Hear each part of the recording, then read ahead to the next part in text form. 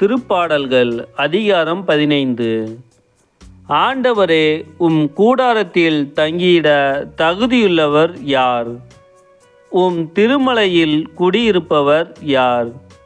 மாசற்றவராய் நடப்போரே, இன்னோர் நேரியவற்றை செய்வர், உளமாற உண்மை பேசுபவர், தம் நாவினால் புறங்கூறார், தம் தோழருக்கு தீங்கிழையார், தம் அடுத்தவரை பழித்துரையார், நெறி தவறி நடப்போரை இழிவாக கருதுவர், ஆண்டவருக்கு அஞ்சுவோரை உயர்வாக மதிப்பர், தமக்கு துன்பம் வந்தாலும் கொடுத்த வாக்குறுதியை மீறார், தம் பணத்தை வட்டிக்கு கொடார், மாசற்றவருக்கு எதிராக கையூட்டு பெறார்.